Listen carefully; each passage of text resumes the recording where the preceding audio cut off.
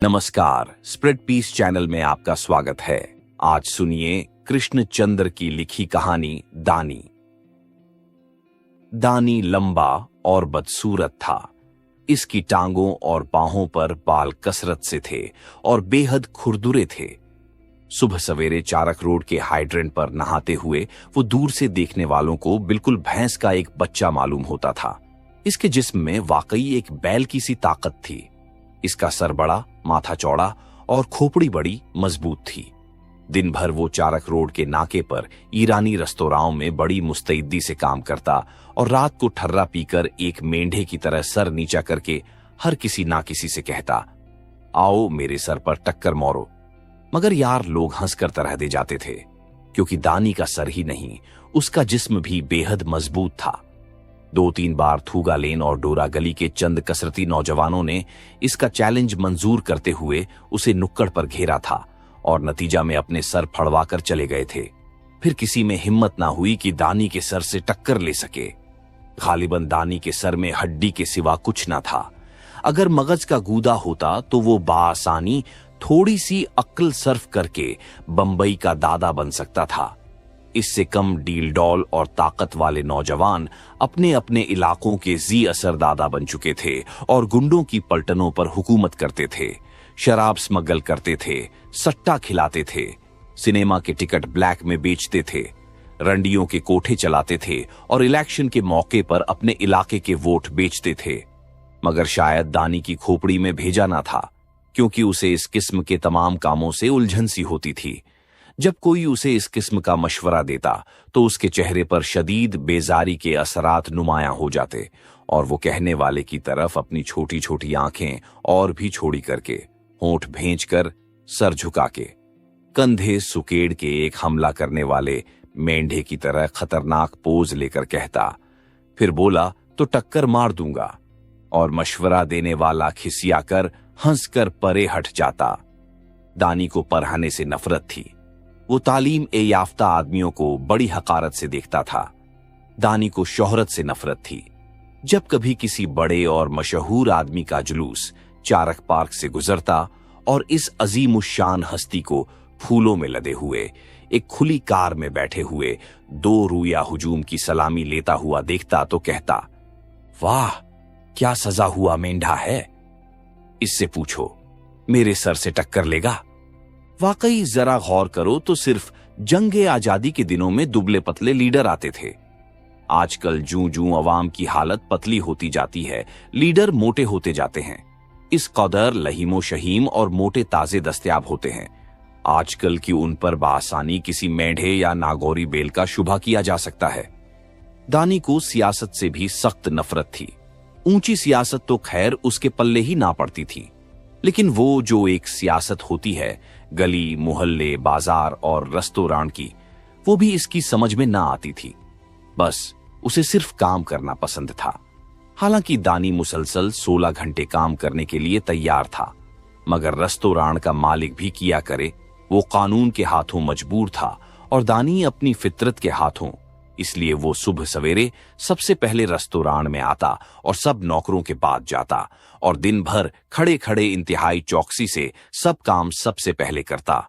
और जब रेस्तोरां बंद हो जाता और दिन भर की मशक्कत से भी दानी का जिस्म न थकता तो वो इंतहाई बेजार होकर ठर्रा पी लेता और फुटपाथ पर खड़ा होकर अपने दोस्तों से टक्करें लड़ाने को कहता। और जब कोई तैयार ना होता तो वो मायूस होकर अपना बदन डीला छोड़ देता और फुटपाथ पर गिरकर सो जाता। बस यही उसकी जिंदगी थी। कमोबेश यही उसके दूसरे साथियों की जिंदगी थी, जो उसके साथ रेस्तोरां में काम करते थे और इसी फुटपाथ पर सोते थे, जो चारक चौक के रेस्तोरां के बिल्कुल सामने सड़क पार करके चारक चर्च के सामने वाक़या है। चारक चर्च एक छोटे से मैदान में एक तरफ नीले पत्थरों का बना हुआ एक खूबसूरत गराटो है, जिसमें मुकद्दस मां का बुत है। एक तरफ गुल मेहर के 2 पेड़ हैं, जिनका साया दिन में फुटपाथ के इस हिस्से को ठंडा रखता है। इन पेड़ों की छांव में गरीब ईसाई मोमी शमई, यसवा मसीह और मरियम के मोमी बुत और गेंदे के हार बेचते नजर आते हैं। 2 भिखारी दिन में भीख मांगते हैं और रात को कहीं गायब हो जाते हैं।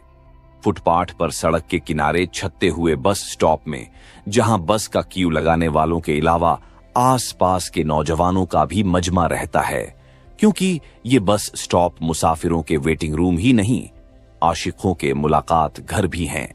5 बजे डी स्टॉप पर मिल जाना। रोजी गिरजा से निकलते हुए दुजदीदा निगाहों से अपने आशिक विक्टर को देखती हुई आहिस्ता से कहती है और फिर अपनी खौफनाक अम्माओं के साथ घबरा कर आगे बढ़ जाती है।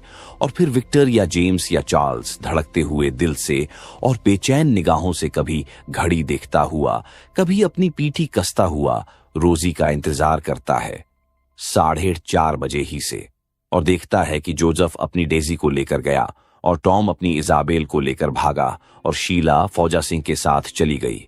इस साली शीला को कोई ईसाई पसंद ही नहीं आता, ब्लडी शट। और ये लारा भी गई इस यहूदी छोकरे के साथ जिसका जाने क्या नाम है, लेकिन जो हर रोज 5 बजे अपनी मोटरसाइकिल यहीं खड़ी करता है। अब 5:30 हो गए, अब 5:45 हो गए। अब अगर रोजी नहीं आई तो वो लोग गुण आफ नोवारिद देखकर क्या करेगा। सन आफ अगन 6 बज गए, रोजी नहीं आई, वो नहीं आएगी। शायद वो फ्रांसिस के साथ चली गई, जिसके साथ उसकी मां उसकी शादी करना चाहती है। Bloody swine. वो फ्रांसिस को गोली मार देगा, रोजी को भी गोली मार देगा और इसकी मनहूस मां को, जो हर वक्त साए की तरह रोजी के साथ लगी रहती है। वो बर्गाइन फैमिली के हर फर्द को गोली से मार देगा और फिर खुद भी गोली मारकर मर जाएगा। यकायक विक्टर ने दूर से रोजी को हल्के लेमन रंग के ताफीता फराक में फूलों की एक शाख की तरह झूलते देखा और इसके दिल से गोली मारने का ख्याल एकदम निकल गया और इसका चेहरा मुसर्रत से खुल उठा और वो बेइख्तियार रोजी की तरफ भागा और भागते भागते एक दौड़ती हुई लारी के नीचे आने से बाल बाल बच गया। रोजी के मुंह से खौफ की एक चीख निकली, मगर दूसरे लम्हे में विक्टर का हाथ उसकी कमर में था और वो उसे दौड़ाते हुए लारियों, गाड़ियों, टैक्सियों की भीड़ से निकालते हुए डी बस स्टॉप पर ले गया। बस चल चुकी थी, मगर दोनों ने दौड़कर उसे पकड़ लिया। चंद लम्हों के लिए रोजी का लेमन रंग फ्राक का गोल घेरा तमाशाइयों की निगाहों में घूमा। फिर वो दोनों फूली हुई सांसों में हंसते हुए एक दूसरे को बाजू से पकड़े हुए डी बस की ऊपर की मंजिल में चले गए, जहां से आसमान नजर आता है और हुआ ताजा होती है और नीचे सड़क पर मर्द, औरतें, बच्चे संगीत के सुरों की तरह बिखरते हुए दिखाई देते हैं। कौन कहता है मोहब्बत करने के लिए पहलगाम, नैनीताल या दार्जुलुंग जाना जरूरी है। मोहब्बत करने वाले तो किसी बस स्टॉप पर खड़े होकर भी अपनी जान पर खेलकर मोहब्बत कर जाते हैं। मगर दानी को औरतों से भी दिलचस्पी ना थी, इसलिए जिस रात उसने सरिया को गुंडों के हाथों बचाया, उसके दिल में सरिया से या किसी औरत से भी मोहब्बत करने का कोई ख्याल तक पैदा ना हुआ था। पीछे मुड़कर दूर दूर तक जब वो नजर डालता तो उसे अपनी जिंदगी में कोई औरत दिखाई ना देती। बहुत दूर बचपन में उसे एक जरतरू मायूस चेहरा दिखाई दिया था, जिसने उसे एक झोंपड़े से बाहर निकालकर उसके चचा के हवाले कर दिया था। इससे ज्यादा उसके दिल में अपनी मां की कोई याद ना थी। फिर उसके जहन में एक खौफनाक चची की सूरत थी, जो मुतवातिर 4 बरस तक उसे पीटती रही थी। जरा बड़ा होने पर वो फौरन ही अपनी चची के घर से भाग खड़ा हुआ था और जब से वो आजाद था, मगर हमेशा वो अपनी भूख के हाथों आजिज रहा। उसे बहुत भूख लगती थी, इसी वजह से इसकी मां ने उसे उसके चचा के हवाले कर दिया था, क्योंकि वो फाकों से अपने बेटे का पेट नहीं भर सकती थी। और आज दानी कह सकता था कि इसकी चची भी कोई नामेहरबान औरत ना थी, हरगिज कोई जालिम औरत ना थी, मगर उसके अपने 5 बच्चे थे और दानी की भूख इतनी वसीया और अरीज, जय्यद और मजबूत, बुलंद और देवजात थी कि चची ने इसके बार बार खाना मांगने पर मजबूर होकर उसे पीटना शुरू कर दिया था। वो दानी को नहीं पीटती थी, वो उसकी भूख को पीटती थी। और आज भी कितनी ही बीवियां और शौहर, माएं और बेटे और बहुएं और नंदें और भावजें और चचेरे भाई और खलीरे भाई और दोस्त और यार और दल के प्यारे और जिगर के टुकड़े हैं, जो इस भूख की खातिर एक दूसरे को पीटते हैं, धोखा देते हैं, बेवफाई करते हैं, जान लेते हैं, फांसी चढ़ जाते हैं। मगर कोई इस जालिम देवजाद खौफनाक भूख को फांसी नहीं देता, जिसके मनहूस वजूद से इस दुनिया में कोई इंसानी रिश्ता और कोई तहजीब कायम नहीं है। दानी यहां तक तो ना सोच सकता था।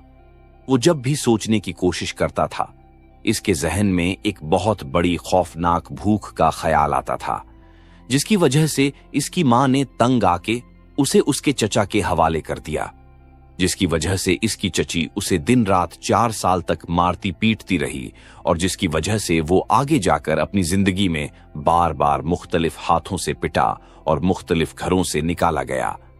इसलिए उसके जहन में औरत की मोहब्बत, बाप की शफकत, दोस्त की रिफकत, किसी का कोई एहसास ना था। एक मुसलसल तिश्ना, तरसी हुई नासूदा भूख का एहसास था, जो बचपन से जवानी तक उसके साथ चला आया था। चूंकि उसका बदन दूसरों से दुगना लंबा और बड़ा था, इसलिए वो दूसरों के मुकाबले में दुगुनी खुराक का तालिब था।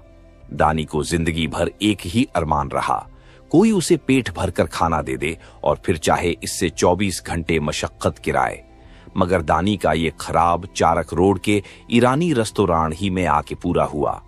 ईरानी रेस्तोरां का मालिक इससे 4 आदमियों के बराबर मशक्कत कराता था, मगर पेट भर के खाना देता था और 20 रुपए तनख्वाह देता था, जिससे ठर्रा पीता था और पेट भर के खाना खा के और ठर्रा पीकर वो फुटपाथ पर सो जाता था और उसे दौलत और सियासत और शोहरत और औरत वगैरह किसी चीज की परवाह न थी। अब वो दुनिया का खुशकिस्मत तरीन जिंदा इंसान था। जिस रात सरिया को उसने गुंडों के हाथों से बचाया, तो इस रोज भी इसके दोस्त अली अकबर ने उसे बहुत मना किया था। 3-4 गुंडे मिलकर सरिया को एक टैक्सी में भगाने की कोशिश कर रहे थे, जो चर्च के आहनी जंगले से बाहर फुटपाथ के किनारे खड़ी थी। चौक का सिपाही ऐसे मौका पर कहीं गश्त लगाने चला गया था, जैसा कि ऐसे मौका पर अक्सर होता है। सरिया खौफ और दहशत से चला रही थी और मदद के लिए पुकार रही थी और अली अकबर ने दानी को बहुत समझाया था, ये बंबई है, ऐसे मौकों पर यहां कोई किसी की मदद नहीं करता। ऐसे मौका पर सब लोग कान लपेट कर सो जाते हैं, हमाकुत मत करो। मगर दानी अपने कानों में उंगलियां देने के बावजूद सरिया की चीखों की ताब ना ला सका और अपनी जगह से उठकर टैक्सी की जानिब भागा। गुंडों के करीब जाके उसने उनसे कोई बातचीत नहीं की। उसने सर नीचा करके एक गुंडे के सर में टक्कर मारी, फिर दूसरे के, फिर पलट के तीसरे के। अगले चंद लम्हों में तीनों गुंडे फर्श पर पड़े थे और उनके सर फट गए थे। फिर पलटकर दानी ने चौथे गुंडे की तरफ देखा तो वो जल्दी से सरिया को फुटपाथ पर छोड़कर टैक्सी के अंदर कूद गया और टैक्सी वाला गाड़ी स्टार्ट करके ये जा वो जा। दानी मेंढे की तरह सर नीचा करके टैक्सी के पीछे भागा, मगर मोटर का पहिया बहुत तेज रफ्तार होता है, इसलिए दानी मायूस होकर पलट आया और वापस आकर सरिया से पूछने लगा, ये लोग कौन थे? एक तो मेरा भाई था, सरिया ने सिसकते सिसकते कहा। तुम्हारा भाई था? दानी ने पूछा। हाँ, सरिया ने सर हिलाकर कहा। वो मुझे उन गुंडों के हाथ फरोख्त कर रहा था। कितने रूपों में? 3 स्वरूपों में, सरिया ने जवाब दिया। फिर मैं नहीं मानी। तुम क्यों नहीं मानी? मैं 600 मांगती थी। तुम 600 मांगती थी? दानी ने हैरत से पूछा। वो क्यों? मेरा भाई 300 रुपए ले जाता तो मुझे क्या मिलता? मैं जो बिक रही थी तो मुझे भी कुछ मिलना चाहिए था, सरिया ने दानी को समझाया। दानी कहफा होके बोला, वाह, जो चीज बेची जाती है उसे क्या मिलता है? ऐसा दस्तूर तो हमने जिंदगी में कहीं नहीं देखा ना सुना। हमारी दुकान से जो गाहक 4 आने का खारा बिस्कुट खरीदता है, उसे 4 आने के ईव्ज खारा बिस्कुट मिलता है। दुकानदार को 4 आना मिलता है, मगर खारा बिस्कुट को क्या मिलता है? मैं खारा बिस्कुट नहीं हूं, सरिया गुस्से से बोली। दानी ने सर से पांव तक सरिया को देखा, तेज और तीखी और नुकीली और सांवली। बोला, मगर बिल्कुल खारा बिस्कुट की तरह लगती हो। सरिया मुस्कुराई, कुछ शर्माई। अगर वो साड़ी पहने होती तो जरूर उस वक्त उसका पल्लू अपने सीने पर ले लेती कि ऐसे मौकों पर औरतों की ये एक पेटेंट अदा होती है। मगर इस बेचारी ने तो स्याह ब्लाउज पहन रखा था, इसलिए उसने सिर्फ गर्दन झुकाने पर इक्तिफा की। दानी पलटकर फुटपाथ पर अपनी जगह पर आ गया और बोला, अच्छा, अब जाओ, कहीं दफा हो जाओ। सरिया उसके पीछे पीछे आते हुए बोली, मुझे भूख लग रही है। ईरानी रेस्तोरां तो बंद हो चुका था। इसलिए दानी उसके लिए डोरा गली के एक चाय खाने से चाय और आमलेट उधार लाया, और जिस तरह से सरिया ने उसे खाया, इससे मालूम होता था कि इसकी भूख में भी दानी का स्टाइल झलकता है। 2 लुकमों में वो 4 स्लाइस खा गई, 1 लुकमे में आमलेट। फिर उसने एक ही घूंट में सारी चाय अपने हलक से नीचे उतार दी। दानी उसकी इस हरकत पर बेहद खुश हुआ। यकायक उसे ऐसा महसूस हुआ जैसे उसे एक जिगरी दोस्त मिल गया। बोला, तुम्हें बहुत भूख लगती है? बहुत। तुम्हारा नाम किया है? दानी ने अब पहली बार इससे नाम पूछा। सरिया यानी सव सिंह। सरिया झिझकते झिझकते बोली, मैं दानी हूं। दानी अपने सीने पर उंगली रखते हुए बोला, यानी डैनियल। फिर वो दोनों हैरत से एक दूसरे को देखने लगे, और यकायक पहली बार उन्हें आसमान बहुत साफ दिखाई दिया, और दूर समुद्र से नघामे की सदा आने लगी, और मीठी गुदाज रात गुलमहर के फूल पहने उनके तरसे हुए जिस्मों के करीब से गुजरती गई। रोज रात को फुटपाथ पर दानी और सरिया का झगड़ा होता था, क्योंकि दानी ने सरिया को ईरानी रेस्टोरेंट के किचन में नौकर करा दिया था। पहले तो उसने कई दिन तक सरिया को फुटपाथ से भगाने की कोशिश की। वो मेंढे की तरह सर झुकाकर जब सरिया की जानिब रुख करता तो सरिया वहां से भाग जाती, और दानी के सो जाने के बाद वापस उसी फुटपाथ पर चली आती और हौले हौले उसके पांव दाबने लगती। और जब सुबह सवेरे दानी उठता तो उसे अपना बदन बहुत हल्का और उम्दा और मजबूत मालूम होता, और वो देखता कि किसी ने इसकी बिनायान धो दी है, और कमीज और पतलून भी। तो पहली बार उसे जिंदगी में ऐसा मालूम हुआ जैसे वो अपने घर में आ गया हो। पहली बार उसने सरिया की उंगलियों को अजीब अनोखे अंदाज में देखा। वो देर तक उसके हाथ पर अपना हाथ फेरता रहा। फिर रातों को उसे फुटपाथ पर अपना बिस्तर और तकिया लगा हुआ मिलने लगा, और वो जगह भी साफ सुथरी और मुसलसल झाड़ पोंछ से चमकती हुई महसूस होने लगी, जहां वो हर रोज सोता था, और वो सरिया के वजूद का आदी होता गया। मगर अब भी हर रोज खाने के वक्त रात को फुटपाथ पर दोनों की लड़ाई होती थी, क्योंकि सरिया भी बहुत खाती थी और दानी भी। दोनों रात का खाना रेस्टोरेंट से ले आते थे और मिलकर खाते थे, और दोनों की कोशिश ये होती थी कि कौन किससे ज्यादा खाता है।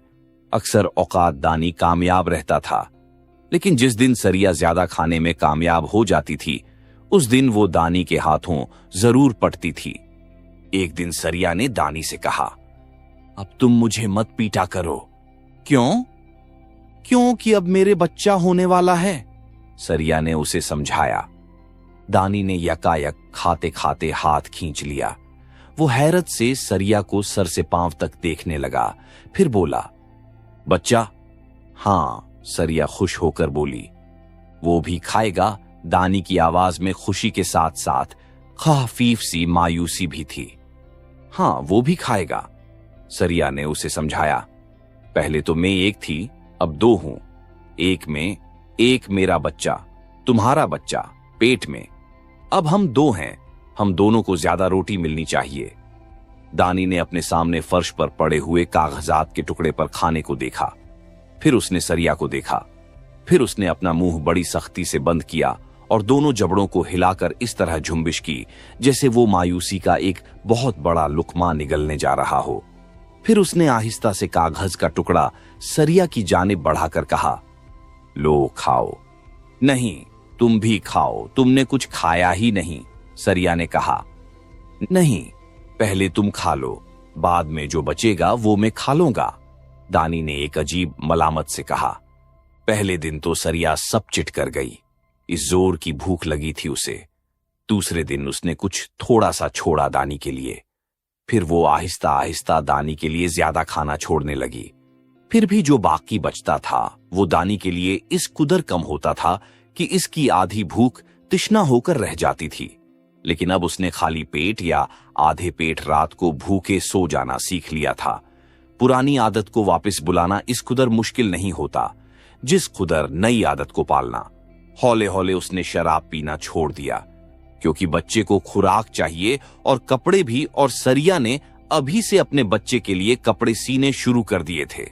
छोटे से मुन्ने से गड्ढे के कपड़े, रंगदार और मुलायम और रेशमी, जिन पर हाथ फेरने से दानी के जिस्म और रूह में मुसर्रत और शादमानी की फुरैरियां सी घूमने लगती थीं।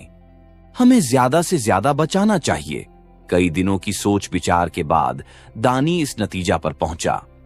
रात के 12 बजे थे और अब वो दोनों फुटपाथ पर एक दूसरे के करीब लेटे थे और सरगोशियों में बातें कर रहे थे। मुझे अपने बचपन और लड़कपन में कोई दिन ऐसा याद नहीं आता जिस दिन में भूखा नहीं रहा, दानी बोला। मैं कोई रात ऐसी याद नहीं कर सकती जब मैं खाने चुराने के इल्जाम में ना पट्टी हूं, सरिया बोली। मगर हमारा बच्चा भूखा नहीं रहेगा, दानी ने फैसलाकुन लहजे में कहा। इसके पास सब कुछ होगा, सरिया ने पर उम्मीद लहजे में कहा। पेट भरने के लिए रोटी, तन ढकने के लिए कपड़ा, दानी ख्वाबनाक लहजे में बोला। और रहने के लिए घर, सरिया बोली। घर, दानी ने चौंक कर पूछा। क्या अपने बच्चे को घर ना दोगे? सरिया ने शिकायत के लहजे में पूछा। क्या वो इसी फुटपाथ पर रहेगा? मगर घर कैसे मिल सकता है? दानी ने पूछा। मैंने सब मालूम कर लिया है, सरिया ने समझाया। चर्च के पीछे नूरा मेंशन बन रही है। इसमें 5 कमरे वाले फ्लैट होंगे और 4 कमरे वाले और 3 कमरे वाले और 2 कमरे वाले और 10 फ्लैट 1 कमरे वाले भी होंगे, जिनका किराया 17 रुपए होगा और पगड़ी 700 रुपए। मगर 700 रुपए हम कहां से देंगे? दानी ने पूछा। अब तुमको सेठ 30 रुपए देता है, मुझको 25 रुपए देता है। अगर हम हर महीना 50 रुपए नूरा मेंशन के मालिक को दें तो 14 महीने में 1 कमरा का फ्लैट हमको मिल सकता है। बहुत देर तक दानी सोचता रहा। सरिया का हाथ दानी के हाथ में था। यकायक दानी को ऐसा महसूस हुआ जैसे एक हाथ में एक नन्हे बच्चे का हाथ भी आ गया है। इसका दिल अजीब तरीके से पिघलने लगा, घुलने लगा। उसकी आंखों में खुद ब खुद आंसू आ गए और उसने अपनी भीगी हुई आंखें सरिया के हाथ की पुष्ट पर रखते और रूंधे हुए गले से बोला, हाँ, मेरे बच्चे का घर होगा, जरूर होगा। मैं सोचता हूं सरिया, मैं 3 घंटे के लिए डोरा गली के चाय खाने में रात के 11 बजे से 2 बजे तक काम कर लूं। जब तो अपना रेस्टोरेंट भी बंद हो जाता है 11 बजे, फिर 11 बजे से 2 बजे तक चाय खाने में काम करने में क्या हर्ज है? चाय खाने का सेठ 10 रुपए पगार देने को बोलता था, मगर मेरे ख्याल में वो 12-15 रुपए तक दे देगा। जब तो हम जल्दी घर ले सकेंगे, सरिया ने खुश होकर कहा। और अगर ईरानी सेठ उधार रुपए दे तो शायद अपने घर पर ही बच्चा पैदा होगा। दानी का चेहरा खुश आइंदा उम्मीद की रोशनी से चमकने लगा। यकायक उसने सरिया का हाथ जोर से दबाकर कहा, आओ दुआ करें। वो दोनों उठकर गिरजा के आहनी जंगले को पकड़ को 2 झानू हो गए। जालीदार आहनी सलाखों के दरमियान गिरजा के वसीय सहन के वस्त में यसवा मसीह का बुत सलीब पर आवेजां था और एक तरफ नीले पत्थरों के गराटों में मरियम ने मुकद्दस बच्चे को गोद में उठा रखा था और गराटों में मोमी शमैन रोशन थीं और गुलमहर की नाजुक पत्तियां हुआ के झोंकों से टूट टूट कर चारों तरफ गिर रही थीं और मुकद्दस मरियम की गोद में एक छोटा सा बच्चा था, जैसा बच्चा हर मां के तसव्वुर में होता है। और ये रात मरियम के लिबादे की तरह मेहरबान थी और किसी नींद में डूबे हुए यसवा के ख्वाब की तरह मासूमन। दुआ पढ़कर दानी ने सरिया से पूछा, ये पादरी आज बार बार अपने वाज में आजादी, रोटी और कल्चर की बात कर रहा था। आजादी और रोटी तो खैर समझ में आती है, मगर ये कल्चर क्या होता है? मेरे ख्याल में कोई मीठा केक होगा, सरिया सोच सोच कर बोली। और वो दुनिया में अमन की बात भी करता था, दानी बोला। मगर हमेशा तो मेरे पेट में ऐसी जंग होती है कि समझ में नहीं आता, ये पेट की जंग कैसे बंद होगी? ओ खुदा, कैसी भयानक जंग होती है मेरे पेट में। एन, मैं जानती हूं, मेरी मां भी जानती थी, मेरी बहनें भी, मेरे भाई भी और हम सबका बाप भी, सरिया तासुफ अंगेज लहजे में बोली। और मेरे बाप का बाप भी, बेचारा बूढ़ा। कोई रिश्ता हमसे इस कदर करीब नहीं रहा जिस कदर भूख का। खुदा करे हमारा बेटा भूखा ना रहे, पेट में अमन और दुनिया में अमन, जैसा कि वो पादरी कहता था। आमीन। एक दिन सरिया जिस गैर मुतवक्के तरीके से आई थी, इसी तरह वहां से चली गई। खबर सुनते ही दानी भागा भागा रात के 1:30 बजे डोरा गली के चाय खाने से फुटपाथ पर आया तो उसने देखा कि लोगों का एक अजदहाम है और पुलिस के बहुत से सिपाही सड़क पर और फुटपाथ के आसपास खड़े हैं और एक ट्रक फुटपाथ पर चढ़ा हुआ है और इसका इंजन गिरजा के आहनी जंगले को मूरता हुआ गुलमहर के पेट से टकरा गया। पिछले पहियों पर सरिया और अली अकबर की लाशें रखी हैं, क्योंकि यही दो लोग फुटपाथ पर सोए हुए ट्रक की जीद में आ गए थे। अगर दानी भी सोया होता तो उस वक्त उसकी लाश भी यहीं पड़ी होती। कभी कभी रात की तारीकी में तेजी से गुजरते हुए या एक दूसरे से रेस करते हुए ट्रक फुटपाथ पर चढ़ जाते हैं। बड़े शहरों में अक्सर ऐसा होता रहता है। दानी एक अहमक की तरह खून में लथपथ सरिया की लाश पर झुका रहा। फिर वो फटी फटी निगाहों से मजमा की तरफ देखने लगा और कांपते हुए लहजे में कहने लगा, मगर अभी तो वो जिंदा थी। 2 घंटे पहले उसने और मैंने अपनी जगह पर खाना खाया था। वो बिल्कुल जिंदा और तंदुरुस्त थी। इसकी उम्र सिर्फ 17 साल थी। इसके पेट में मेरा बच्चा था, 6 महीने का बच्चा। मेरा बच्चा। किसने मारा उन्हें? यकायक दानी दोनों हाथों की मुट्ठियां कसते हुए जोर से चीखा। एक तमाशाई ने ट्रक की तरफ इशारा किया। फौरन पुलिस के 2 संतरियों ने दानी को पकड़ा, मगर दानी ने घूंसे मारकर दोनों संतरियों से अपने आप को आजाद करा लिया। इस अरसा में दोनों संतरी इससे कशमकश करते हुए उसे ट्रक से दूर घसीट कर ले गए थे। दानी उनसे आजाद होकर ट्रक की जानिब लपका। इसकी आंखें सुर्ख हो गईं, बदन झुक गया और फिर एक मेंढे की तरह तन गया। इसके होठों से जानवरनुमा एक भींची हुई सी गुर्राहट निकली। वो अपने सर को एक खौफनाक तरीके से आगे बढ़ाए और झुकाए तेजी से ट्रक पर हमला आवर हो गया। पूरे 6 माह वो अस्पताल में रहा, क्योंकि इसका सर खुल गया था। वो बच तो गया था, मगर उसके दिमाग का हिस्सा तकरीबन नाकारा हो चुका था और अब उसका सर पेंडुलम की तरह हौले हौले आप ही हिलता था और इसका वहशी मेंढे की तरह पिला हुआ मजबूत जिस्म सूखे हुए बांस की तरह दुबला हो गया था और उसे सब कुछ याद था और बहुत कुछ याद भी नहीं था। और अब वो कोई काम नहीं कर सकता था, क्योंकि अगर ग्राहक इससे चाय मांगता तो वो उसके सामने पानी लाकर रख देता और अगर कोई आमलेट मांगता तो वो उसके सामने माचिस की डिबिया रख देता। इसलिए ईरानी रेस्तोरां के मालिक ने मजबूर होकर उसे मुलाजमत से अलग कर दिया था, मगर वो अभी तक फुटपाथ पर उसी जगह सोता था जहां सरिया सोता थी और उसने अपने बच्चे के कपड़े गिरजा के आहनी जंगले के कोने में छिपाकर रख दिए थे और रात के सन्नाटे में वो अक्सर उन्हें निकालकर बिजली के खंबे के नीचे बैठ कृतिका करता था। और फुटपाथ पर हजामत करने वाला रामू नाई अक्सर इससे पूछता, ये किसके कपड़े हैं? मेरे बच्चे के हैं। तेरा बच्चा कहाँ है? थागोलीन के चाय खाने का कासिम इससे पूछता। वो मेरी सरिया के पास है। तेरी सरिया कहाँ है? वो मैके गई है। वहां से कब लौटेगी? गोपी जेब कतरा इससे पूछता। जब मेरा घर बन जाएगा, दानी इंतहाई मासूमियत से जवाब देता। ये जून सुनकर मजाक करने वालों के चेहरे FQ हो जाते और वो वहीं बैठे बैठे खलाओं में तकने लगते, जैसे दूर से किसी ट्रक को अपनी तरफ आते हुए देख रहे हों और हल ना सकते हों। फुटपाथ पर रहने वाले अपनी मजबूरी समझते हैं। वो जानते हैं कि वो फुटपाथ से अपना बिस्तर तो ता कर सकते हैं, लेकिन फुटपाथ कोता नहीं कर सकते। अभी तक कोई ऐसा तरीका ईजाद नहीं हुआ है, इसलिए दानी के घर का तखय्युल एक बहुत बड़ा मजाक मालूम हुआ। दूसरे दिन दानी बड़े इन्हिमाक से अपना घर बनाने में मसरूफ नजर आया। कहीं से 2-3 ईंटें उठा लाया था और अब वो एक ईंट पर दूसरी ईंट रखकर इस पर तीसरी ईंट लगाने में मसरूफ था कि कासिम ने इससे पूछा, दानी, ये कितना बड़ा घर होगा? दानी की आंखें खुशी से चमकने लगीं। ये एक बहुत बड़ा घर होगा, वो बोला, और मैंने फैसला किया है कि मैं उसे चारक रोड के एन बीच में तामीर करूंगा। इसके 10 माले होंगे, हर माले में 32 फ्लैट होंगे, हर फ्लैट में 3 कमरे होंगे। 3 कमरे किसके लिए? गोपी जेब कतरे ने पूछा।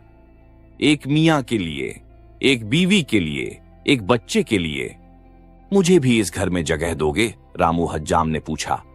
मेरी बीवी, मेरे 2 बच्चे हैं और वो तीनों मेरे गांव में हैं, क्योंकि यहां मेरे पास कोई घर नहीं है और मेरी मां बूढ़ी है। गोपी बोला, और मेरे पास कोई काम नहीं सिवाय जीप काटने के, और मैं 3 दफा जेल काट चुका हूं और मुझे तुम अपने घर का चौकीदार रख लेना और रहने के लिए सिर्फ एक कमरा दे देना। ये एक बहुत बड़ा घर होगा, दानी इंतहाई खुलूस से बोला और शिद्दत ए जज्बात से इसकी चमकती हुई आंखें बाहर निकली पड़ती थीं।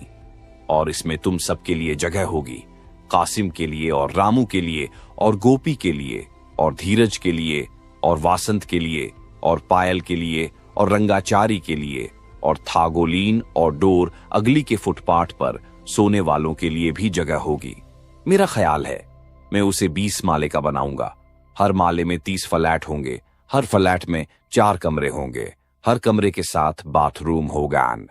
फ्लश और शायर, मोज़ेक का फर्श, कासिम बोला, और खिड़कियां समुद्र की तरफ खुलती हुई। गोपी ने लुकमा दिया।